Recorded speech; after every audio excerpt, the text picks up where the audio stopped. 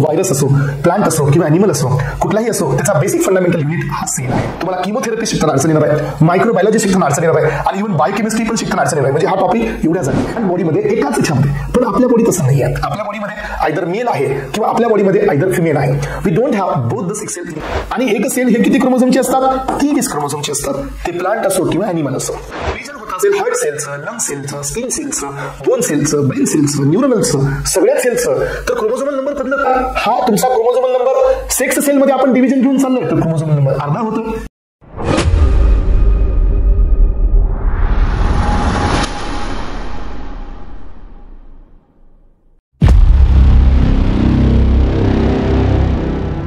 So first of all, try to understand what is the meaning of cell division. So how it is important for us? What are the factors which are responsible to stimulate the cell division? आणि असे कोणते factors आहेत जे sale डिव्हिजनला inhibit करतात? जर sale division होत असेल तर कसं होत आहे, याच्यामध्ये काय पॅरामीटर्स आहेत? आणि सेल डिव्हिजन होत असेल तर सेल डिव्हिजन असणारे दोन कोणत्या वेगवेगळ्या प्रोसेस आहेत? हे सगळे पॉइंट्स आजच्या लेक्चरमध्ये एका प्रॉपर वेने आपण घेणार आहोत. ओके, चला तर students, first of all I would so request to everyone की रिकॉल द सेल. पहिल्यांदा आपण हे पाहूया की सेल हा कोण असतो. तर सेल हा एक बेसिक युनिट असतो, स्ट्रक्चरल अँड फंक्शनल युनिट आहे लिव्हिंग ऑर्गॅनिझमचा. कुठलाही लिव्हिंग ऑर्गॅनिझम असो, बॅक्टेरिया असो, व्हायरस असो, प्लांट असो किंवा अॅनिमल असो, कुठलाही असो, त्याचा बेसिक फंडामेंटल युनिट हा सेल आहे. सेल मध्ये दोन टाईप पाहिले, प्रोकॅरियोट्स आणि युकॅरियोट्स. प्रोकॅरियोट्स म्हणजे सिंपल सेल आहे, हा क्लासिफिकेशन वेगळा आहे. सेकंड क्लास आलता युकॅरियोट्स, ज्याच्यामध्ये दोन सेल येतात, एक येतो प्लांट सेल आणि सेकंड वाला असतो अॅनिमल सेल. या दोघांमध्ये पण आपण बरेच काही पॉइंट्स पाहिले, पण या दोघांमध्ये काही कॉमन पॉइंट्स होते की या सेलला मध्ये एक न्यूक्लियर मेम्ब्रेन आहे, याच्यामध्ये न्यूक्लियस आहे, एंडोप्लाझमिक रेटिक्युलम आहे, गोल्जी ॲपॅरेटस आहे, मायटोकॉन्ड्रिया आहे, त्यानंतर इथं एंडोप्लाझमिक रेटिक्युलम आहे, रायबोझोमची बॉडी आहे, सेंट्रिओल्स आहे. सो हे आपण काही पॅरामीटर्स दोघांमध्ये बी पाहिले होते. पण प्लांटमध्ये ॲडिशनल काय आहे? प्लांटमध्ये ॲडिशनल सेल वॉल आहे, प्लांटमध्ये ॲडिशनल व्हॅक्युल्स आहेत, प्लांटमध्ये ॲडिशनल क्लोरोप्लास्ट आहे आणि प्लांटमध्ये ॲडिशनल हे या ठिकाणी प्लास्टिड बी आहे. हे आपण बघितलं होतं. मग आता तुम्हाला माहित असू द्या एक गोष्ट, कधीही पहा की जी कुठलीही ह्युमन बॉडी असेल किंवा कुठलीही प्लांट बॉडी असेल, ह्युमन बॉडी असो किंवा प्लांट बॉडी असो, तर आपण या प्लांटला थोडंसं साईडला घेऊ. याला मी एक्सप्लेन करतो थोडं पुढे गेल्यानंतर. सो प्लांट बॉडी असो, या प्लांट बॉडीमध्ये वेगवेगळ्या सिस्टम आहेत. सो आपल्याकडे जवळजवळ 10 सिस्टमच्या आसपास सिस्टम आहे. सिस्टम म्हणजे काय असतो माहितीये का? Group of organs. Group of organs performing a common function, यांना आपण सिस्टम असं म्हणतो. जसं की रेस्पिरेटरी सिस्टम आहे, ज्याच्यामध्ये लंग्स हे काम करत आहेत, ट्रकिया काम करत आहे, ब्रोंकाय काम करत आहे, लॅरिंग्स, फॅरिंग्स, नेझल रूट हे सगळे काम करत आहेत. सो रेस्पिरेशनचं it means, so this is called the respiratory system. So digestive system म्हणजे काय की माउथ पासून ते अॅनस पर्यंत हा डायजेस्टिव्हचा ट्रॅक आहे. माउथ आहे, फॅरिंग्स आहे, इसोफॅगस आहे, स्टमक आहे, डिओडिनम, जेजुनम, इलियम आणि हा शेवेट्स असतो कोलॉन. तर हे सगळे वेगवेगळे ऑर्गन आहेत and they are performing a common function and that is the digestion. त्यामुळे ही पण एक सिस्टम आहे. अशी आपल्याकडे 3 बॉडीच्या वेगवेगळ्या सिस्टम असतात. ह्या सिस्टम मध्ये वेगवेगळे ऑर्गन्स असतात, ह्या ऑर्गन मध्ये वेगवेगळे टिश्यूज असतात. सो टिश्यूज याची जी काही निर्मिती आहे ती याच्या बेसिक सेल पासून झालेली आहे. हे आपण स्टार्टिंगला बी बघितलेलं आहे. मग आता एक ॲझ्युम करा की ह्युमन बॉडीमध्ये किती प्रकारचे सेल असतील. तर आपण असं म्हणूया की billions of cells existed in our body. याचा काउंट नाही आपल्याकडे की ह्युमन बॉडीमध्ये किती सेल असतात, याचा काउंट नाही आहे. सो आपण असं म्हणूया 1 बिलियन्स. सो असं आपण या ठिकाणी घेऊया की 1 billion cell existed in our body. तर याचे 2 टाईप असतात, लक्षात ठेवा. याचे 2 टाईप आहेत. तर यामध्ये एक टाईप असतो ज्याला आपण या ठिकाणी सोमॅटिक सेल असं म्हणतो आणि दुसरा टाईप असतो ज्याला आपण सेक्स सेल असं म्हणतो. ही प्लांटची बॉडी असो किंवा ही ह्युमनची बॉडी असो, ह्या दोघांचं बी डिव्हिजन मी तुम्हाला दाखवणार आहे. सो तुम्हाला हे क्लिअर झालं पाहिजे की मायटोसिस आणि मिओसिस मध्ये काय डिफरन्स आहे, त्यांच्यामध्ये कोणत्या स्टेजेस आहेत. Everything it should be clear to you. त्यामुळे थोडंसं फोकस करा, कॉन्सन्ट्रेट राहा, लेक्चरमध्ये लक्ष द्या. हे लेक्चर आजचं जर तुम्हाला समजलं नाही किंवा आजच्या लेक्चरमध्ये जर थोडंही तुम्हाला बाउन्स होत असेल just because of your lack of concentration, तर उद्या तुम्हाला नक्की अडचण येणार आहे. उद्याच सोडा, उद्या जाऊन एंडोक्राईन सिस्टम शिकताना अडचण येणार आहे, तुम्हाला किमोथेरपी शिकताना अडचण येणार आहे, मायक्रोबायोलॉजी शिकताना अडचण येणार आहे आणि इव्हन बायोकेमिस्ट्री पण शिकताना अडचण येणार आहे. म्हणजे हा टॉपिक एवढ्या जागी आहे. अलग लक्षात. त्यामुळे थोडंसं कॉन्सन्ट्रेशन इकडे द्या माझ्याकडे. तरी लक्षात घ्या, आपल्या एक ह्युमन बॉडीमध्ये सोमॅटिक सेल्स असतात. मग आता किती सोमॅटिक सेल असतात माहितीये? तर आपल्या बॉडीमध्ये सगळेच सोमॅटिक सेल असतात एक्सेप्ट वन. एक सेल सोडता म्हणजे ह्या 1 बिलियन मध्ये सगळेच्या सगळे सेल हे सोमॅटिक असतात. एक सेल सोडून, आणि तो सेल म्हणजे एकच सेल असतो, तो म्हणजे सेक्स सेल. मग आता याच्यामध्ये बी अंतर आहे. आपल्याकडे 2 प्रकारच्या व्हरायटी आहेत. एक आहे मेल जो अॅनिमल मधला आहे, एक आहे फिमेल जो अॅनिमल मधलाच क्लास आहे. We have 2 different kinds. So एक आहे मेल आणि दुसरा आहे फिमेल. तर हे अॅनिमल मध्ये मेल आणि फिमेल वेगवेगळे आहेत, बट प्लांट मध्ये असं नाही आहे. So we are unisexual. We have so only one type of character, either male or female. आपल्या नॉर्मल पर्सन मध्ये असं नाही आहे की those are having both type of characters. Male बी आहे, फिमेल बी आहे. हे आपण नॉर्मल नाही म्हणत आहे. So we have transgenders, but we are not considering them as a normal person. No, आपल्या ह्युमन बॉडीमध्ये आयदर मेल और आयदर फिमेल. सो यांना व्हॅल्यू आहे. बोथ कॅरेक्टर्स असणारे हे खूप रिअर असतात आणि हे नॉर्मल नाही आहे. तसं प्लांटमध्ये नाही आहे. प्लांटमध्ये मेल कॅरेक्टर ही प्लांटच्या मध्येच असतं आणि फिमेल कॅरेक्टर ही प्लांटच्या मध्येच असतं. आणि हे कॅरेक्टर असणारं जे ऑर्गन असतं प्लांटचं, that organ is called flower. तर फ्लावर मध्ये हे कॅरेक्टर असतं. लक्षात ठेवा, फ्लावर मध्ये तुम्ही पाहता खालचा जो देठ असतो हा तुमचा पेडिसेल असतो. हे तुमच्या फुलाचं बोलतोय आपण, हे तुमचा पेडिसेल आहे. आणि यानंतर इथं हा ग्रीन कलरच्या काही या ठिकाणी पाकळ्या असतात, याला आपण कॅलिक्स असं म्हणतो. So this is also called as a petals. So sorry, याला कॅलिक्स घ्या. कॅलिक्स म्हणजे काय? 1 2 3. यानंतर हे अशा प्रकारच्या कलरफुल असतात. So they are called petals. यांना सगळ्यांना मिळून आपण कोरोला म्हणतो. हे कॅलिक्स आहे तिन्ही मिळून. याला आपण सेपल बी म्हणू शकतो. हे तिन्ही मिळून एक झाला सेपल. हे 3 झाले पेटल कॅलिक्स. सो हे झाला तुमचा पेटल्स आणि हे 3 झाले कोरोला. आणि याच्यामध्ये गेल्यानंतर तर हा असा फिमेलचा पार्ट असतो आणि इकडे गेल्यानंतर असा हा मेलचा पार्ट असतो. हे मी तुम्हाला शिकवेन कोग्नोसीमध्ये, हे मी तुम्हाला घेईल. लक्षात ठेवा, हा फिमेलचा पार्ट असतो, याला गायनोशियम म्हणायचं. याला 3 नावं असतात. गायनोशियम, अजून एक नाव असतं कार्पिल्स, अजून एक नाव असतं पिस्टिल. आणि हा असतो मेल पार्ट, याला नाव द्यायचं अँड्रोशियम. याला अजून एक नाव असतं स्टेमन. मग इथं असतो हा अँथर. येस, याच्यामध्ये असतो मेल सेक्स सेल. आणि इथं असतो हे ओव्हरी, हे असतो फिमेल सेक्स सेल. तर असे हे 2 सेक्स सेल असतात प्लांट बॉडीमध्ये एकाच याच्यामध्ये. पण आपल्या बॉडी तसं नाही आहे. आपल्या बॉडीमध्ये आयदर मेल आहे किंवा आपल्या बॉडीमध्ये आयदर फिमेल आहे. We don't have both the sex cell in our body. Okay, मग आता मला हे सांगा की जसं आपण हे बघितलं बरं का आतापर्यंत की we have only 2 types of cells. एक आहे सोमॅटिक वाला, दुसरा आहे सेक्स सेल वाला. मेल मध्ये जो सेक्स सेल असतो तो असतो स्पर्मॅटोगोनियम.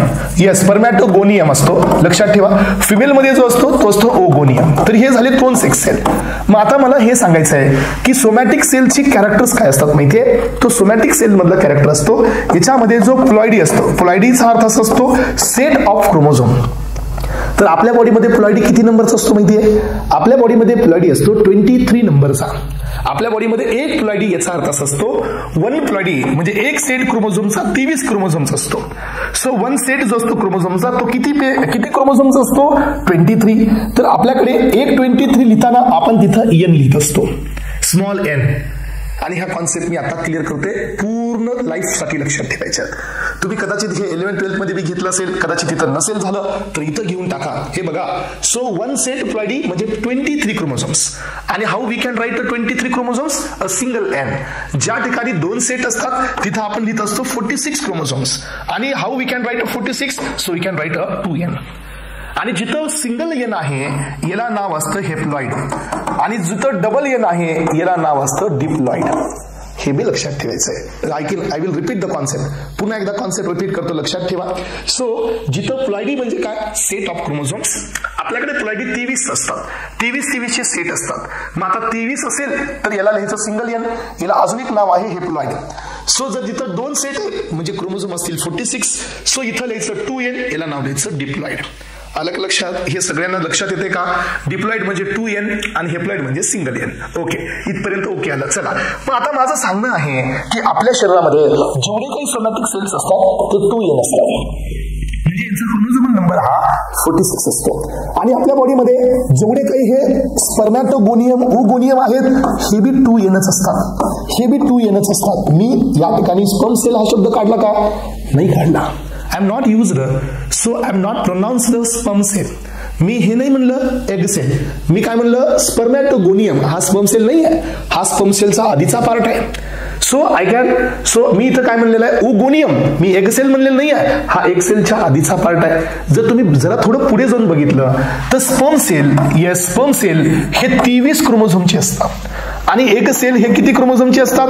23 क्रोमोझोमचे असतात. ते प्लांट असो किंवा ॲनिमल असो, आयदर प्लांट और आयदर ॲनिमल, हे दोन्ही बी सेल किती क्रोमोझोमचे आहेत? तर 23. पण यांचे जे आधीचे सेल आहेत ज्यांच्यापासून हे बनतात, स्पर्मॅटोगोनियम पासून स्पर्म सेल बनतो, ओगोनियम पासून एग सेल बनतो. मग आता मला सांगा याच्याकडे किती क्रोमोझोम आहेत? 46. याच्याकडे किती आहेत? 46. मग हे कसे 23 मध्ये कन्वर्ट झाले हेच तर बघायचे आपल्याला डिव्हिजन. सो आता मला अजून एक इथं साईड बाय साईड तुम्हाला कॉन्सेप्ट द्यायची आहे, ती म्हणजे काय? एक साधंच एक्झाम्पल घ्या. समजा माझ्याकडे मी हार्ट सेल बघितले, हार्ट सेलचा क्रोमोझोमल नंबर किती आहे? 46 आहे. पुन्हा जर तो डिव्हिजन मध्ये गेला तर याचा क्रोमोझोम किती यायला लागलाय? 46 येत आहे. पण इथं असं नाही झालं, स्पर्मॅटोगोनियमचा 46 आहे, पण ज्यावेळेला तो स्पर्म मध्ये तयार होतोय त्यावेळेला त्यांचा क्रोमोझोम हा 23 येत आहे. असं का होत आहे? यस, दोन्हीकडे सारखं व्हायला पाहिजे ना, असं नाही होत आहे. हे बघा, एक साईडला डिव्हिजन होत असेल हार्ट सेलचं, लंग सेलचं, स्किन सेलचं, बोन सेलचं, ब्रेन सेलचं, न्यूरनलचं, सगळ्याच सेलचं, तर क्रोमोझोमल नंबर बदलत नाहीये. आणि एक साईडला जर 46 जर असतील आणि ते डिव्हिजन मध्ये गेले तर क्रोमोझोमल नंबर अर्धा होत आहे, हाफ होत आहे. ज्यावेळेला डिव्हिजन होतं त्याला क्रोमोझोमल नंबर नाही बदलत आहे. सो ज्या वेळेला हा तुमचा क्रोमोझोमल नंबर सेक्स सेल मध्ये आपण डिव्हिजन घेऊन चाललोय तर क्रोमोझोमल नंबर अर्धा होतोय. तर ह्या गोष्टीवरून आपल्या लक्षात येतं की सेल डिव्हिजनचे 2 टाईप असतात. याच डिफरन्सिएशन वरती तुम्हाला मी हे सांगू इच्छितोय की क्रोमोझोमल नंबरचे किती टाइप्स असतात, सेल डिव्हिजनचे किती टाइप्स असतात? 2. तर या ठिकाणी या अंतरवरून, या बेसिसवरून आय कॅन क्लिअरली जस्टिफाय की ऍक्च्युअली सेल डिव्हिजन हे 2 प्रकारचं असतं. याच्यामध्ये एक डिव्हिजन आहे ज्याला आपण म्हणतो मायटॉसिस, आणि आपल्याकडे दुसरं डिव्हिजन आहे याला नाव देत असतो मियोसिस. ओके, एक आहे मायटॉसिस आणि एक आहे मियोसिस. सो मला आता इथं प्रत्येक जणांनी सांगायचं आहे की मायटॉसिस म्हणजे काय असतं माहितीये का? की मायटॉसिस म्हणजे जो पॅरेंट वाला असतो, येस, जो पॅरेंट वाला असतो. मग पॅरेंट आपल्याकडे 2 प्रकारचे, एक 23 क्रोमोझोम बी पॅरेंट असू शकतं. आता हे 23 वाला पुन्हा डिवाइड होऊ शकतो की नाही? हा होऊ शकतो, हा पुन्हा डिवाइड होऊ शकतो, है ना? म्हणजे 23 can be parent, 23 can be parent, 46 can be parent. पण जे पॅरेंट्स आहे इट डझंट मॅटर की 23 आहे की 46 आहे, इट डझंट मॅटर. पण जो पॅरेंट आहे तो जर डिवाइड होत असेल, अलग लक्षात, आणि जर पुढचा सेल हा एक्झॅक्टली पॅरेंट सारखाच येत असेल, तुम्ही असं कन्फ्युज करणार नाही की सर आधी 46 होते तर पुढे 46च असतील तर मायटॉसिस, असं नाही. मायटॉसिस कॅन बी आधी 23 आहे पुन्हा बी 23 आहे, that can be also mitosis. कारण पॅरेंट्स हे सांगतच नाही आहेत की सो ती 46 चे 46 घेऊन जातो. नो, पॅरेंट सेलकडे जेवढे आहेत तेवढे जर डॉटर सेलकडे येत असतील क्रोमोझोमचा नंबर तर दॅट इज कॉल्ड मायटॉसिस. मग आता समजा पॅरेंट सेलकडे 46 आहेत तर डॉटर सेलकडे 46 आणि 46 येत असतील तर दॅट इज मायटॉसिस. पॅरेंट सेलकडे 23 आहेत आणि पुढे डॉटर सेलकडे पण 23 येत असतील तर that is also mitosis. Yes, why? Because number बदलला नाही आहे. Daughter cell exactly identical to the parent cell, याला म्हणायचं मायटॉसिस. आणि ज्या ठिकाणी असं होतं की या ठिकाणी 46 क्रोमोझोम आहेत तर या 46 क्रोमोझोमचं ज्या वेळेला डिव्हिजन होतं 23 मध्ये, so this is called as a meiosis. अलग लक्षात, मियोसिस म्हणजे काय? आणि बघा मायटॉसिस ही 2 सेलमध्ये व्हायला चाललेली आहे. 46 वाल्यात बी होतीये आणि 23 वाल्यामध्ये बी होतीये, पण मियोसिस असं होत नाही. Meiosis only occurs in 46. कारण 23 वाला जर आपण इथे घेतला तर इकडे किती क्रोमोझोम्स येतील सांगा? तर 11.5 येतील. तर असा काही आपल्याकडे कुठला सेल नाही आहे ज्याच्याकडे 11.5 चे क्रोमोझोम्स असणार आहे का? आपल्याकडे नाही आहे. त्यामुळे मियोसिस होत असताना ऑलवेज फक्त 46 क्रोमोझोम मध्येच होत असते, 23 मध्ये ही होत नाही. सो आता मग आता एक गोष्ट झाली बघा, आपण हे बघितलं आतापर्यंत की मायटॉसिस मध्ये एकाचे 2 होत आहेत. सो पण मियोसिस मध्ये असं नाही होत. मियोसिस मध्ये हा 1 आहे, याचे 2 तयार झाले, अलग लक्षात. सो पुन्हा अजून हे 2 पुढे जाऊन 2चे 4 झालेले आहेत. So 1 cell divided into 4 different types of sale.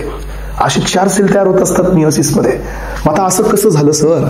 Mitosis मध्ये 2 होत आहेत आणि मियोसिस मध्ये एकाचे 4 होत आहेत. 1 सेल गेट डिवायडेड 2 टाइम्स.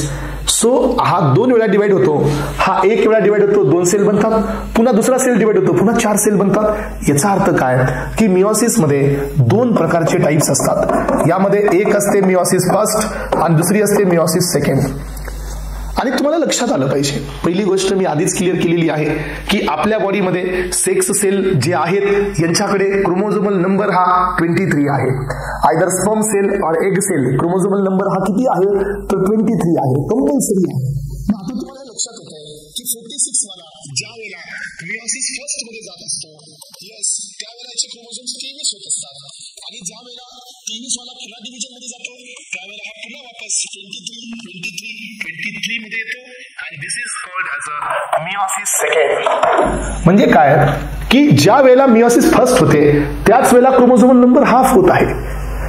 म्हणजे एक गोष्ट तुमच्या ब्रेन मध्ये क्लिअरच झाली पाहिजे की जर मला स्पर्म सेल बनवायची असतील, सो जर मला एग सेल बनवायची असतील कुणापासून, सो मला स्पर्म सेल बनवायचे असतील स्पर्मॅटोगोनियापासून, यस, आणि मला एग सेल बनवायचे असतील ओगोनियापासून किंवा ओगोनियमपासून. यांच्याकडे किती क्रोमोझोम आहेत 46, यांच्याकडे किती आहेत 46, यांच्याकडे किती आहेत 23, याच्याकडे किती आहेत 23. तर आय हॅव टू और इट हॅज टू कोणत्या सेल डिव्हिजन मधून त्याला जावंच लागेल, त्याच्याशिवाय हे होऊच शकत नाही. And that is called meiosis first. Meiosis first नाही झाली तर हे डिव्हिजन म्हणजे हे एग सेल आणि स्पर्म सेल होऊच शकत नाहीत. अलग लक्षात.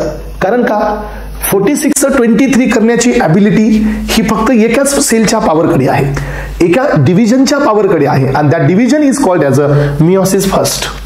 त्यामुळे लक्षात ठेवा ही मिओसिस फर्स्ट कधी होत असते, ही मिओसिस फर्स्ट ही आपल्या लाईफमध्ये एंटायर टाइम नाही होत असते.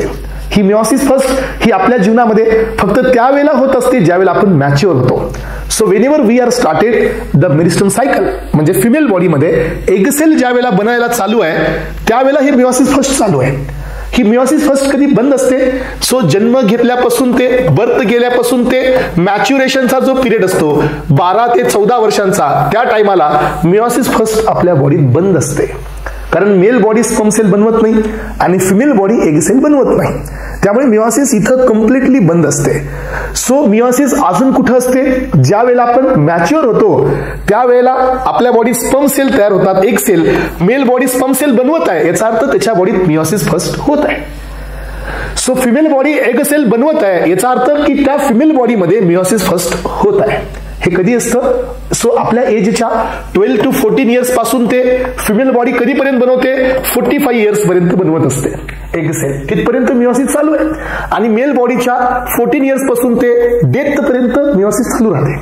पण जन्म घेतल्यापासून ते मॅच्युरेशन पर्यंत मिओसिस फर्स्ट बंद असते, अरेस्ट असतो, कारण मॅच्युरेशन नाही आहे, त्यामुळे मिओसिस फर्स्ट होतच नाही. आणि ही मिओसिस कधी झालेली आहे याच्या आधी, सो ज्या वेळेला आपले पॅरेंट्स हे अजून कुठे झालेले असते माहितीये का, जोपर्यंत पॅरेंट्स मध्ये हे पहा आपल्याकडे पॅरेंट्स आहेत, एक मॅटर्नल कॅरेक्टर आहे मदरचं आणि एक पॅटर्नल कॅरेक्टर आहे फादरचं.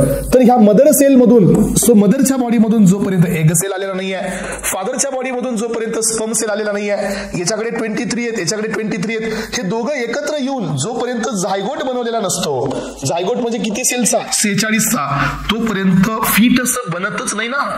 फीटस मधून एम्ब्रिओ आणि एम्ब्रिओ मधून पूर्ण बॉडी तयार होत असते आपली यातली.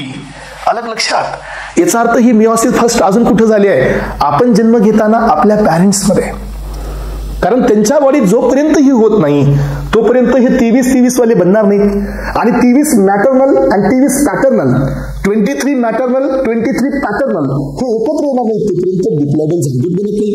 झायगोट बनणार नाही तोपर्यंत एम्ब्रिओ बनणार नाही, एम्ब्रिओ बनणार नाही तोपर्यंत फीटस बनणार नाही, फीटस पासून अख्खी बॉडी बनणार नाही.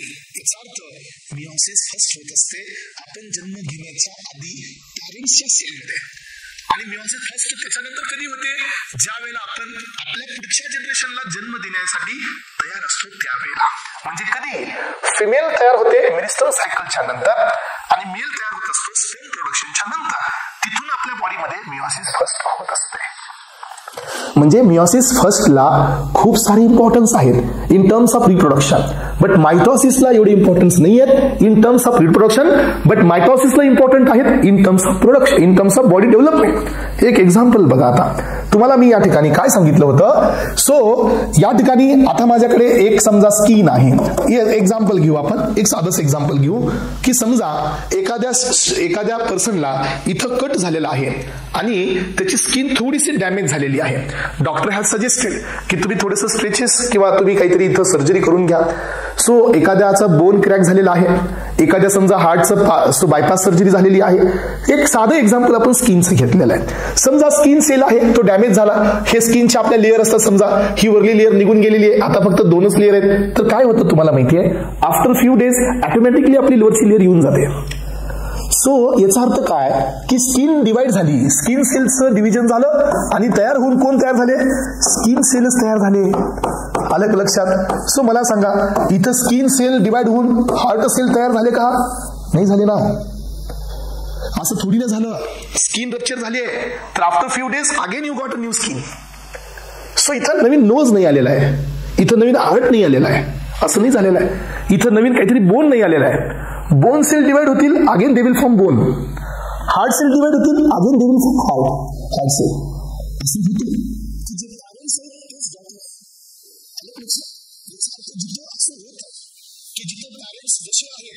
एक्झॅक्टली डॉटर जर तसे असतील तर हे सेल डिव्हिजन असतं मायटॉसिस. हे बी एक फरक लक्षात ठेवा की जो सेल पॅरेंटवाला तो डिवाइड होईल, जर तोच सेल बनत असेल तर that is mitosis. Skin cell divide होऊन स्किन सेल बनवतात, मायटॉसिस. हार्ट सेल डिवाइड होऊन हार्ट सेल बनवते, मायटॉसिस. सो हे सगळे मायटॉसिस आहे. पण आपल्याकडे एक गोष्ट अशी बी झाली, आत्ताच बघितलं तुम्ही इथं बघा बरे. हा एक कोण आहे रे, हा एक सेल आहे. हा एक कोण आहे, हा बी एक सेल आहे. मग मला सांगा हा बोन सेल आहे का, नाही. हा हार्ट सेल आहे का, नाही. हा लंग सेल आहे का, नाही. हा स्किन सेल आहे का, नाही. हा एक सेक्स सेल आहे. पण हे बघा ज्यावेळेला तो सेल तयार झाला डिव्हिजननी, एकत्र आला, झायगोट बनला, फिटस झाला, एम्ब्रिओ झाला, बॉडी आली. बॉडीमध्ये काय काय तयार झालं, ह्या सेल पासून स्किन बनली, ह्या सेल पासून बोन बनले, ह्या सेल पासून बॉडी बनली, ह्या सेल पासून आपल्या बॉडीतले सगळे पार्ट्स बनले. Heart, lungs, bladder, uterus, foot muscle, cardiac muscle, glands, सगळे pituitary glands. We have 2 types of cell division. यातलं एक होतं ते म्हणजे जसे पॅरेंट्स आहेत तसंच तुमचे डॉक्टर आहेत. हे एक प्रकारचं सेल. दुसरा पार्ट आहे की हे एक प्रकारचं सेल डिव्हिजन आहे की ज्याच्यामध्ये सेल डिवाइड होतात, एकत्र येतात आणि अख्खी बॉडी तयार होते. आणि this is the cell division of meiosis. अलग लक्षात. तर मिओसिस फर्स्ट हे असते मेन सेल डिव्हिजन रिप्रोडक्शनसाठी. आणि ज्या वेळेला यांचे सेल एकत्र येतात ना त्यावेळेला अख्खी बॉडी तयार होत असते. यांचे सेल एकत्र येतात, डिव्हिजन येतात तर फक्त तेच सेल बनतात जे सेल ऑलरेडी पॅरेंट्सकडे होते. म्हणजे हा फरक असतो मायटॉसिस मध्ये आणि मिओसिस मध्ये. तर हे सेल डिव्हिजन कशासाठी असतं माहितीये, हे मिओसिस सेल डिव्हिजन असतं सेक्स सेल बनवण्यासाठी. मिओसिसचं सेल डिव्हिजन असतं एम्ब्रिओ बनवण्यासाठी. मिओसिसचं सेल डिव्हिजन असतं फर्टिलायझेशनसाठी. पण मायटॉसिसचं सेल डिव्हिजन, आता तुम्ही मला एक गोष्ट सांगा की आता तुम्ही हे झायगोट बघितलंय का, झायगोट किती असतो माहितीये तुम्हाला, असा असतो फक्त 2 सेलचा झायगोट असतो. यालाच आपण गर्भ म्हणतो. मग मला हे सांगा की आता हा जो तयार झालेला 2 सेल आहे, ह्या 2चा 4 कसा होईल, येस, ह्या 4चा 8 कसा होईल, असे हे डिव्हिजनचे टाइप्स असतात आता. सो 2चा 4, 4चा 8, 8चा 16, 16 to 32, 32 to 64. हे कशाने झालं आता, याचा अर्थ काय की आता हा मोठा होत चाललेला आहे आणि मोठा होण्यासाठी मिओसिस लागत नाही. तर इथून पुढे सगळी प्रोसेस काय असते, मायटॉसिस. मिओसिस फक्त पहिल्यांदा जिथं काय होणार आहे, सेक्स सेल तयार होणार आहे तिथंच मिओसिस लागते. बाकी सेक्स सेलची वाढ होत चालली तर मायटॉसिस.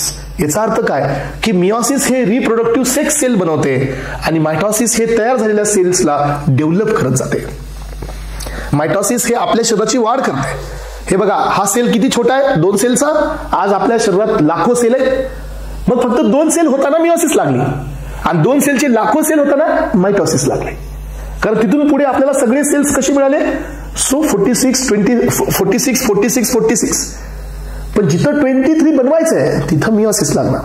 जिथं 46 पासून 46 बनवायचं आहे तिथं लागणार मायटॉसिस. पण आता मला अजून एक डिफरन्स इथं द्यायचा आहे. हा बी डिफरन्स थोडासा क्लिअर करून बघा.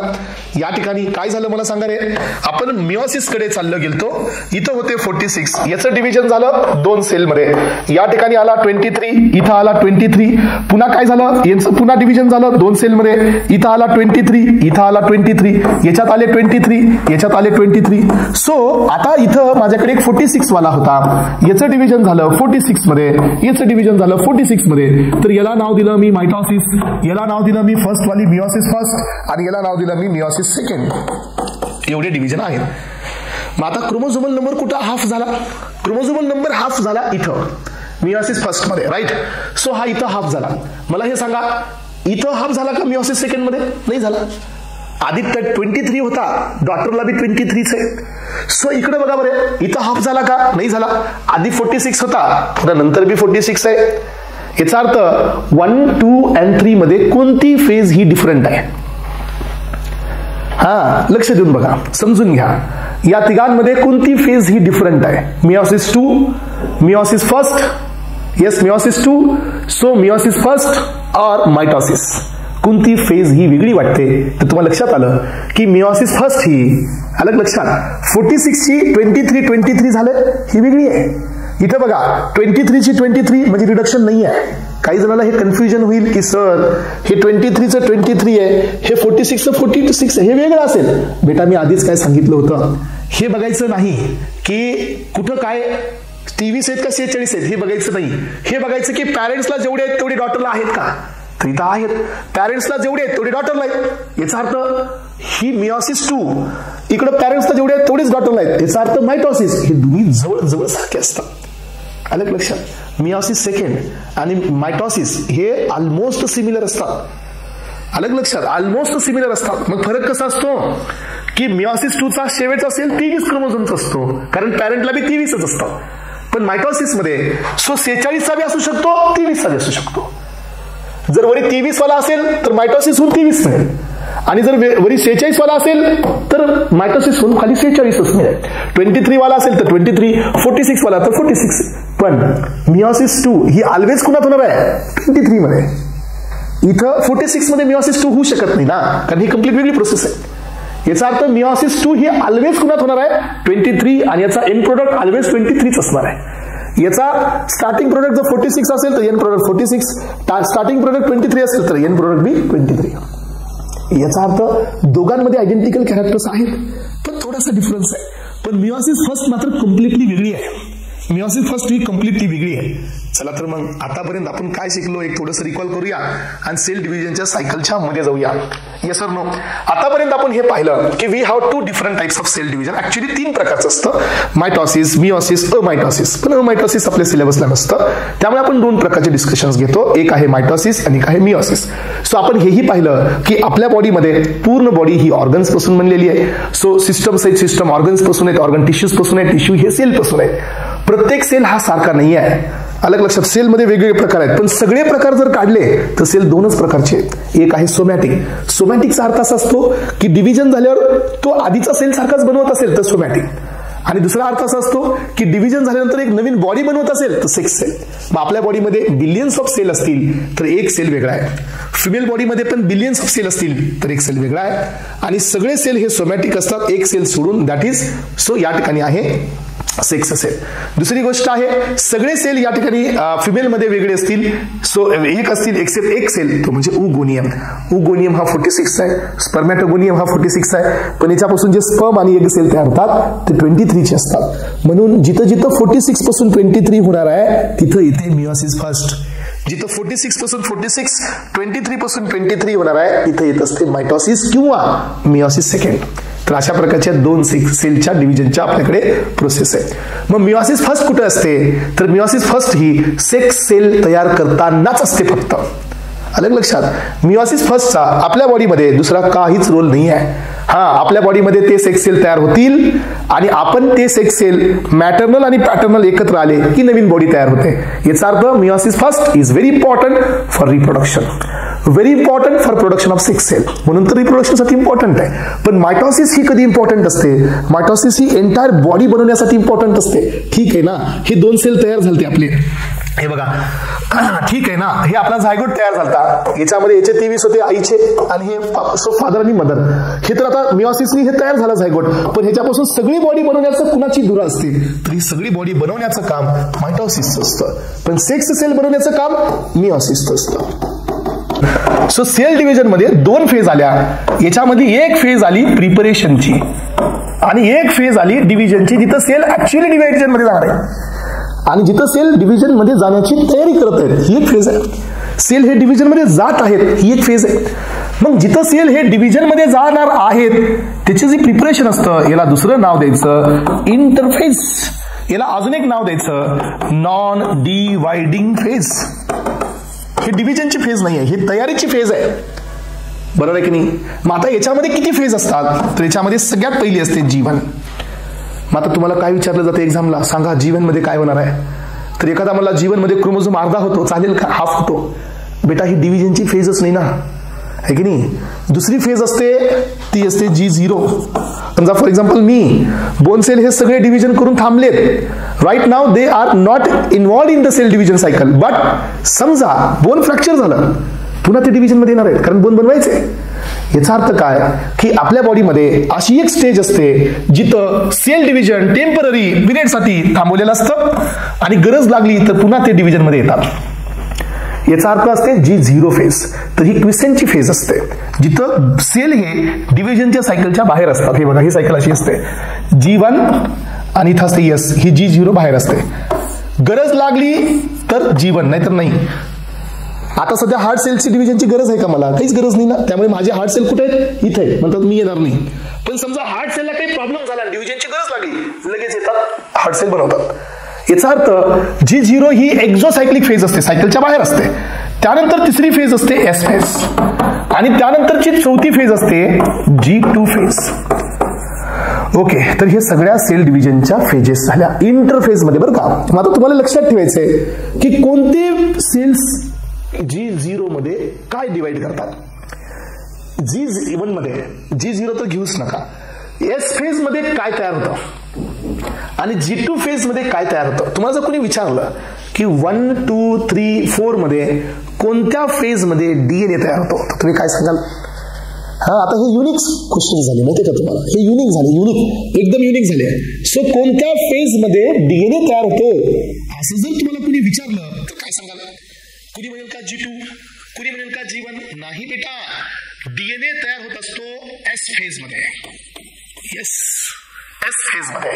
RNA तयार होत असतो इथं G1 मध्ये, इथं बी RNA तयार होतो, tRNA, mRNA, प्रोटीन्स वगैरे सगळे इथं तयार होत असतात. मायटोकॉन्ड्रिया होत असतो, गोल्जी ॲपरेटस तयार होत असतो. याचा अर्थ ही आहे प्रिपरेटिव्ह फेज. इथं प्रिपरेशन केलं, मी तयारी केली डिव्हिजनची, DNA बनवून घेतला, RNA बनवला, प्रोटीन बनवला, सगळं बनवलंय आता. आणि आता ह्याला जायचं आहे याच्यानंतर. आणि तुम्हाला माहितीये का की सेल डिव्हिजन साठी समजा 100 मिनिट्स लागत असतील, त्याच्यातले 95 मिनिट्स हे प्रिपरेशन साठी लागत असतात. लक्षात आलं का सगळ्यांना. सेल डिव्हिजनची 95% टाइम हा प्रिपरेशन साठी जातो आणि डिव्हिजनला फक्त 5 मिनिट लागतात. याचा अर्थ सगळ्यात लॉंगेस्ट फेज ही इंटरफेज असते. ओके, त्याच्यामध्ये बी सगळ्यात मोठी जीवन असते, सगळ्यात जास्त मोठी. ह्या चारीमध्ये बी सगळ्यात मोठी जीवन असते. आता आपण काय करणार आहोत माहितीये का, जीवन मध्ये काय तयार होतं, यस मध्ये काय तयार होतो, G0 मध्ये काय आहे, G2 मध्ये काय आहे, हे आपण पुढे शिकणार. आता तर आपण फक्त ओव्हरव्ह्यू घेतोय. मग आता मला सांगा की ठीक आहे बेटा, सो आता सेल म्हणतो की चला माझ्याकडून सगळ्या तयाऱ्या झालेल्या आहेत. सेलमध्ये भरपूर सारं DNA बनवून ठेवलंय, सेलमध्ये भरपूर सारे ATP बनवलेत, सेलमध्ये भरपूर सारे प्रोटीन्स आहेत, भरपूर सारे RNA वगैरे सगळंच बनवून ठेवलंय. आता मला डिव्हिजन मध्ये जायचं आहे. तर डिव्हिजन मध्ये जात असताना सेलच्या मध्ये हे एंडोप्लाझ्म रेटिक्युलम, मायटोकॉन्ड्रिया, गोल्जी ॲपरेटस, हे सगळं आहे. मग आता मग काय की सेलचं डिव्हिजन कशाचं होणार आहे बेटा, आधी कशाचं डिव्हिजन होणार आहे. समजा आता मला सांगा 2 पार्टनर होते, की ते 2 पार्टनरनी मिळून 2000 इयरला एक बिझनेस सेटअप केला आणि 2025 ला आता त्यांचं जमत नाही आहे, त्यांना वेगळं व्हायचं आहे, बिझनेस वेगळा करायचा आहे. तर ते आधी कशाचं डिव्हिजन करतील सांगा मला. आधी ते कशाचं डिव्हिजन करतील, आधी ते त्यांच्या कंपनीमध्ये जो बॅलन्स कॅपिटल आहे जो त्यांच्याकडे पैसा आहे ना, त्याचा आधी बंटवारा करतील ना, आधी म्हणतील बँक बॅलन्सचा बंटवारा करूया, त्याच्यानंतर कंपनीचा करूया. असंच असतं का आधी कंपनीचा बंटवारा करून पुन्हा बँक बॅलन्सचा बंटवारा करतील? नाही ना. मेन काय, मनी. ज्याच्या लाईफ मध्ये मनी आहे त्याच्या लाईफ मध्ये शनी नसतो, हे आपण ऐकलंय आहे की नाही. सो आधी हे महत्वाचं आहे असं म्हणतो, म्हणून आधी त्याचा बंटवारा होतो, नंतर कंपनीच्या जागेचा बंटवारा होतो. तो म्हणतो इथून इकडची लँड तू घे, इकडून इकडची लँड मी घेतो. ओके. तसंच सेलच्या मध्ये आधी कोण मेन आहे? आधी डीएनए मेन आहे, ज्याचा क्रोमोझोमल नंबर हा 46 हे मेन आहे. मग आधी कुणाचा बंटवारा करा? आधी डीएनएचा बंटवारा करा. आलं लक्षात? सो त्याच्यानंतरच बाकीचा बंटवारा करा. बाकीचा म्हणजे कोण? हे सेलचा बंटवारा करा नंतर. त्याच्यामध्ये डिव्हिजन मध्ये 2 प्रोसेस असतात. डिव्हिजन मध्ये 2 काइंड्स ऑफ स्टेजेस आहेत. तर याच्यामध्ये एक आहे न्यूक्लियसचं डिव्हिजन, म्हणजे कुणाचं? डीएनएचं, हे मेन असतं. आणि दुसरं डिव्हिजन असतं सायटोप्लाझमिकचं डिव्हिजन. ओके. तर मला आता सांगा, याला आपण नाव देतो सो कायरिओकायनेसिस, आणि याला नाव देतो आपण सायटोकायनेसिस. हे कुणाचे भाग आहेत रे? हे डिव्हिजनच्या 2 फेज आहेत. आपण इंटरफेज बघितली बरं का. सगळ्यात आधी मी तर हे शिकवलं की मायटॉसिस मिओसिस काय आहे. त्याच्यानंतर मी पुढे आलो, डिव्हिजन मध्ये 2 सायकल आहेत. सायकल मध्ये 2 फेज आहेत. यातली एक फेज आहे की सेल डिव्हिजन मध्ये जात नाही, पण सेल प्रिपरेशन करते. आणि प्रिपरेशन मध्ये 4 स्टेज दिल्या, G1, G0, S आणि G2. ह्याला कुणी चुकवायचं नाही. कुणी जर असं चुकीनं केलं की आधी G2 लिहिला, पुन्हा S लिहिला, पुन्हा G1, पुन्हा 0, तर हे सिक्वेन्स चुकली. लक्षात ठेवा, sequence always started from G1, S आणि G2 हे फिक्स ठेवायचं. कधीच कन्फ्युज करायचं नाही. G2 पुन्हा नंतर आणायचा. काही जणांना अशी सवय असू शकते G1, G2 आणि पुन्हा S, तर हे चुकीचं असेल. आणि लक्षात, हा सिक्वेन्स चुकवायचा नाही. G1, S आणि G2 अशी असते सेल सिक्वेन्स. आणि G0 कुठे लावायचा? तर G0 G1च्या बाहेरून टाकायचा असा. तर G0 ला सायकल मध्ये घ्यायचंच नाही, कारण हे एक जो सायकलिक फेज आहे. काम पडल्यावर हे येणार आहे. जसं की एखादा तुमचा असतो मित्र, काम पडले की फोन करतो, तसं आहे. सो G0 जसं काम आलं डिव्हिजनचं, कामाचं आहे तरच डिव्हिजन मध्ये, नाही तर तो डिव्हिजन मध्ये येतच नाही. त्यामुळे सायकल सांगते G1, S, G2. मग हे प्रिपरेशन झालं, डीएनए बनवला, प्रोटीन बनवले, आरएनए बनवले, अमायनो ऍसिड बनवले, सगळं बनवलंय. आता डिव्हिजन मध्ये उतरलोय. डिव्हिजन मध्ये जाण्याआधी हे गोष्ट क्लिअर झाली की मग आता मेन गोष्टीचं डिव्हिजन आधी करायचं आहे. मेन कोण आहे? न्यूक्लियस आहे. मग न्यूक्लियर डिव्हिजन फर्स्ट.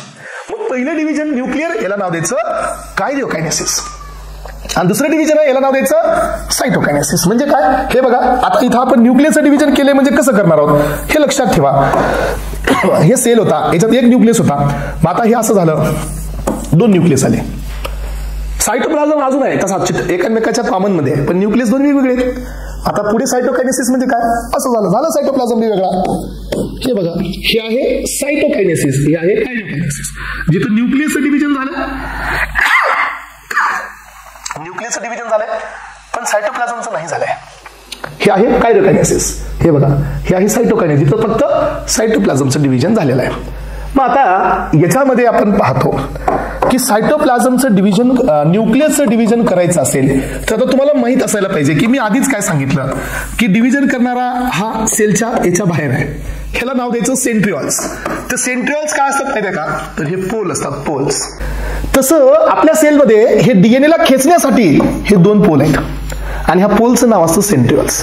पण आता प्रॉब्लेम काय माहितीये का, की ह्या पोलच्या इथं मध्ये मायटोकॉन्ड्रिया आला, एंडोप्लाझमिक आला, गॉल्जी आला, हे इथं आहे, न्यूक्लियस मध्ये आहे.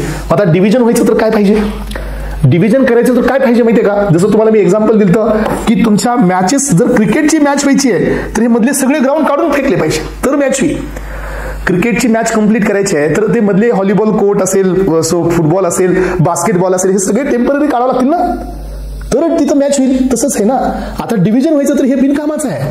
ह्यांच्यापासून जे काही आपल्याला मिळवायचं होतं ते आपण तिकडे प्रिपरेटिव्ह फेज मध्ये मिळवलंय. आता ह्यांचं काहीच काम नाही. याचा अर्थ काय की पहिल्या फेज मध्ये आपल्याला हे मायटोकॉन्ड्रियाला डिसअपियर करायचंय. आलं लक्षात? एंडोप्लाझमिक रेटिक्युलमला डिसअपियर करायचंय. सो गॉल्जी ॲपॅरेटसला डिसअपियर करायचंय. आणि अजून एक विशेष, हे जे इन्व्हॉल्व आहे ना, याला बी डिसअपियर करायचंय. याला नाव द्यायचं डिव्हिजन मधली, कायरिओकायनेसिस मधली पहिली phase, and that is called prophase. जिथं हे सगळेच 1, 2, 3, 4 डिसअपिअर होतात. हा या साईडला जातो, हा या साईडला जातो सेंटरला. आणि हे सेल कशी तयार होते बघा, ही सेल अशी तयार होते, याच्यामध्ये फक्त आता अशा प्रकारचे क्रोमोझोम्स आलेले असतात. दिस इज प्रोफेज. डिसअपिअर झालं सगळंच, है की नाही. आता दुसरी फेज असते याच्यामध्ये, ती असते मेटाफेज.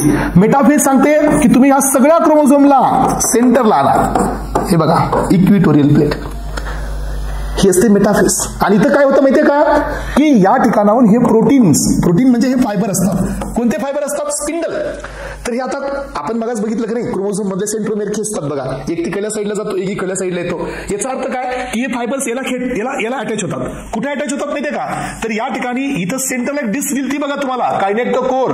तर ह्या डिस्कला हे फायबर चिटकतात. आणि ही झाली तुमची दुसरी फेज, याचं नाव आलं मेटा. यानंतर असते तिसरी फेज, ती असते ॲनाफेज. ॲनाफेज म्हणजे काय आता, की काय झालेलं असतं की या सेलमध्ये हाफ क्रोमोझोम्स इकडे गेलेले आहेत आणि हाफ क्रोमोझोम्स इकडे आलेले आहेत. आणि याच्यानंतरची असते चौथी फेज, आणि that is called telophase. Telophase म्हणजे काय की इथं या हाफ क्रोमोझोमला वापस न्यूक्लियस आलेला आहे आणि इकडल्या ह्याला बी वापस न्यूक्लियस आलेला आहे. आणि इथं कोणती फेज संपते, इथं कायनेसिस नावाची फेज इथं संपते, एंड होते. न्यूक्लियसचं डिव्हिजन संपलं. आता मला सांगा, हे न्यूक्लियसला वापस आपण गेलेलं कोण गेलो होतं आपल्यापासून? इनोलप गेलं तर निघून वापस आलं पाहिजे. मायटोकॉन्ड्रिया निघून गेलता ना, तो भी वापस आला पाहिजे. जो गया सबको बुलाओ, है ना. सगळे गेलेले वापस येणार. एंडोप्लाझ्म रेटिक्युलम वापस आला, मायटोकॉन्ड्रिया वापस आला, सगळे वापस आले. आणि शेवटी झालं सायटोकायनेसिस. याच्यामध्ये बी दोन फेज असतात, एक असतं प्लेट फॉर्मेशन, एक असतं फोरो फॉर्मेशन. आणि हे मधून अशी ब्रेक झाली, इथं गेली एक सेल, याच्यात त्याचा DNA, endoplasm reticulum, mitochondria, Golgi apparatus, lysosome, इकडे बी सेम 30. याच्यामध्ये आले 46, तर याच्यात बी आले 46. सो हे झालं तुमचं मायटॉसिस. एक मायटॉसिस समजून घ्यायला एवढ्या गोष्टी माहित असायला पाहिजेत. अलग लक्षात. मला सांगा सेल डिव्हिजन मध्ये किती टाइप्स आहेत? तर याच्यामध्ये दोन आहेत, एक मायटॉसिस, एक मिओसिस आहे. मायटॉसिस मध्ये दोन सायकल आहेत, एक असते इंटरफेज, दुसरी असते डिवायडिंग फेज. डिवायडिंग फेजला दुसरं नाव असतं मेटाफेज.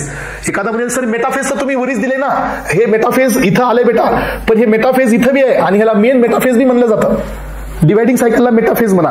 इंटरफेजला दुसरं नाव असतं preparative phase, non dividing phase, interphase. डिवायडिंगला दुसरं नाव असतं डिवायडिंग फेज आणि मेटाफेज.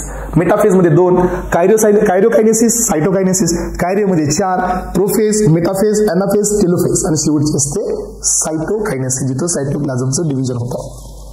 अशा प्रकारे मायटोसिस ही इथे संपते. 46 क्रोमोझोम वाली डिवाइड होते 46 डॉटर सेल मध्ये. 2 डॉटर सेल तयार होतात आणि they are identical to the parent सारखेच असतात. मग आता याच ठिकाणी आपण दुसरी बी प्रोसेस समजून घेऊया, आणि that is what the meiosis. मग आता मिओसिस मध्ये दोन आहेत, एक आहे मिओसिस फर्स्ट आणि दुसरी आहे मिओसिस सेकंड. तुम्ही मला आता एक गोष्ट सांगा बरे, आता आपण कुणाची बदलत आहोत? आपल्यामध्ये जे कॅरेक्टर्स आहेत कुठले? या ठिकाणी इनहेरिटन्स जे आहे आपला, इनहेरिटन्स. कुणाचा इनहेरिटन्स आहे आपल्याकडे? Yes, let me know. कुणाचा इनहेरिटन्स आहे आपल्यामध्ये? सो इनहेरिटन्स आपल्याकडे दोघांचा आहे, एक मॅटर्नल आहे, दुसरा पॅटर्नल आहे. याचा अर्थ काय की आपल्याकडे काही कॅरेक्टर्स आपल्या पॅरेंटचे आहेत, अर्धे कॅरेक्टर्स मदरचे आहेत, काही कॅरेक्टर्स फादरचे. बघा तुम्ही, सो कलर बघा, तुमचा फेस कट बघा, सो बॉडी मधले काही वेगवेगळे अँगल्स पहा. आपल्याकडे कॅरेक्टर्स आपल्या पॅरेंटचे, बरोबर आहे की नाही? मग आता काय झालं असेल सांगा बरे, आपल्या बॉडीमध्ये जर पॅरेंटचे कॅरेक्टर आले तर या ठिकाणी कुठं ना कुठं लक्ष देऊ नाही का, कुठं ना कुठं काय झालं असेल की पॅरेंट मॅटर्नलचा क्रोमोझोम पॅटर्नलच्या क्रोमोझोम सोबत कुठेतरी मिक्स झाला असेल ना, तेव्हा तर आपण असे दोघांचं कॉम्बिनेशन आहे. आपल्यामध्ये काही कॅरेक्टर आपल्या पॅरेंटचे आणि आपण पॅरेंट सारखे एक्झॅक्टली सेम आहोत का? नाहीत. ह्याचा अर्थ काय असतं माहिती का? इनहेरिटन्स आणि व्हॅरिएशन हा 12th मधला चॅप्टर आहे. तो काय सांगतो की आपण आपल्या पॅरेंट्स सारखे आहोत, but we are not exactly like a parents. Yes, आपण आपल्या पॅरेंट्स सारखे आहोत पण एक्झॅक्टली नाही आहेत, आपल्यात काही बदल आहेत. आणि हे बदल म्हणजे व्हॅरिएशन. आणि आपल्या पॅरेंट्स सारखे जेवढे कॅरेक्टर्स आपल्यात आहेत दॅट इज इनहेरिटन्स. कळते का? लक्ष देऊन बघा, मी डबल एकदा सांगतो.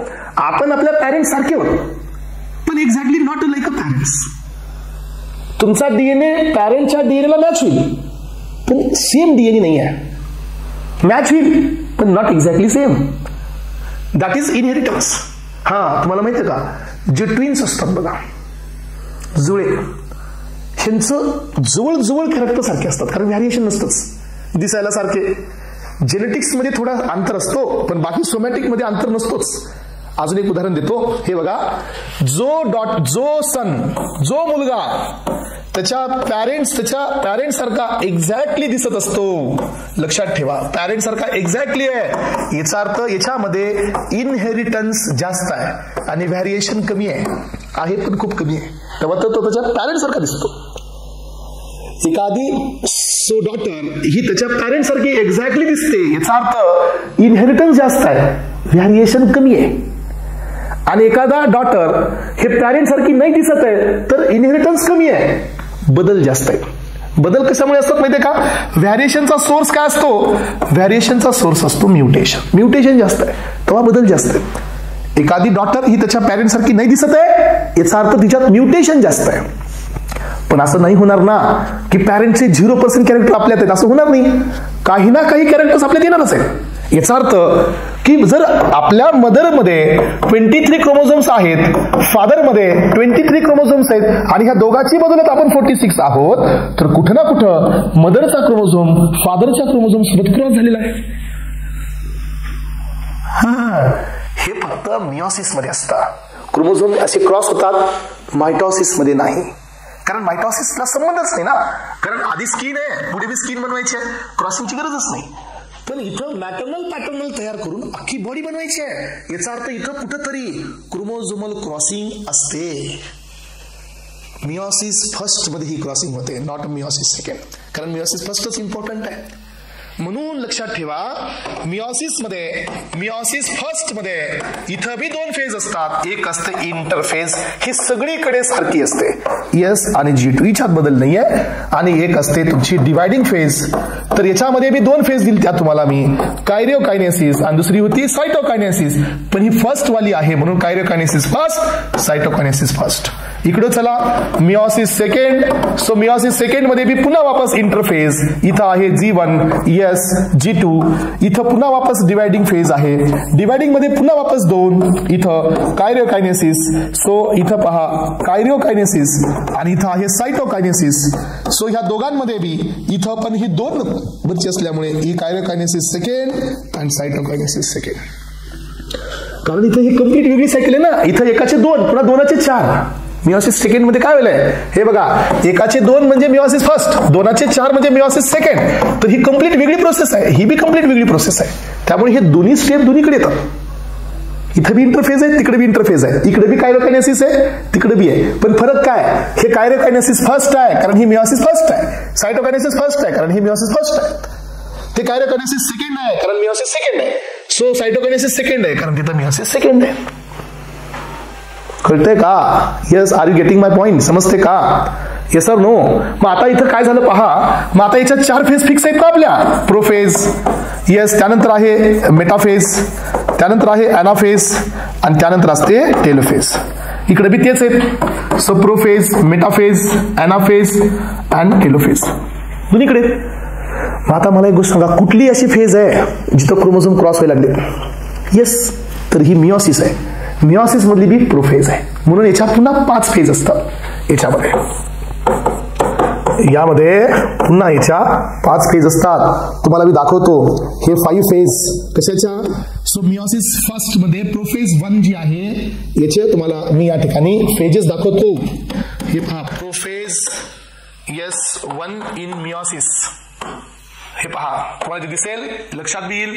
आणि हे डायग्राम तुम्हाला आता पुढच्या लेक्चरमध्ये मी शिकवेल. यस, तर हे दिसत असेल तुम्हाला सगळ्यांनी. हे पहा, हे मियोसिस फर्स्ट मध्ये पुन्हा 5 फेज असतात, हे ना. तर इथं पहा, एक असते लिप्टोटीन, दुसरी असते झायगोटीन, तिसरी असते पॅचिटीन, चौथी असते डिप्लोटीन आणि शेवटची असते डायाकायनेसिस. हे 5 फेज असतात प्रोफेज 1 मध्ये. इथं विसरायचं नाही, लक्षात ठेवा. प्रोफेज 1 हा मेन आहे. आता हे कोण आहे? Prophase 1, metaphase 1, अॅनाफेज 1, टेलो. कारण हे कोणती आहे? Meiosis first. हे कोण आहे? प्रोफेज 2, मेटाफेज 2, अॅनाफेज 2 आणि टेलोफेज 2. कारण हे कोण आहे? Meiosis second.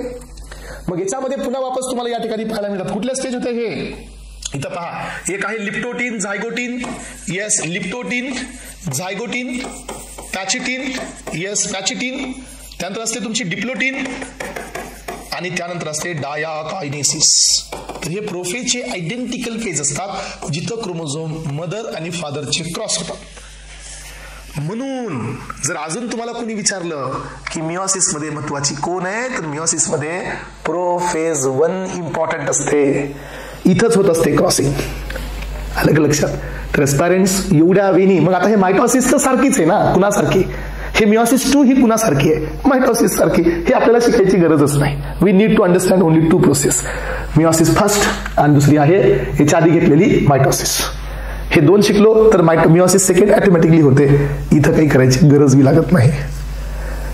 तर सांगा मला. आणि याच्यात आता मी भरपूर डिटेलमध्ये घेणार, हिस्ट्री घेणार, प्रत्येक स्टेपमध्ये काय होईल, काय चाललंय, काय येईल हे सांगायचे आपल्याला. कुठं असतं सो तुमचं बकेट स्टेज कुठं असते, मेटाफेज कुठं असतं, आस्टर वेज कुठं तयार होतात, हे सगळं तुम्हाला सांगायचंय. आणि हे सगळे स्टेज एक्झाम मध्ये खूप जास्त इम्पॉर्टंट असतात, स्पेशली जीपॅट आणि गेट. तर सांगा आजच्या लेक्चरमध्ये, आज फक्त ओव्हरव्ह्यू घेतला मी, आज तुम्हाला रायटिंग पार्ट दिलेला नाही आहे. आणि मला असं वाटतं की क्लिअर पाहिजे, आपण नेक्स्ट डेला काय घेणार आहोत एकदम क्लिअर पाहिजे. जेवढं क्लिअर तुम्ही कराल, जेवढं क्लिअर तुम्ही बसाल, जेवढं क्लिअर तुम्ही समजून घ्याल, मला वाटतं नेक्स्ट डेमध्ये कुठलीच अडचण तुम्हाला येणार नाही. आता जर तुम्हाला असं वाटत असेल की एखादी पॉईंट रिपीट करायला पाहिजे तर मला सांगा, आय विल रिपीट. चलो, transparent, thank you so much, have a nice day. Thank you.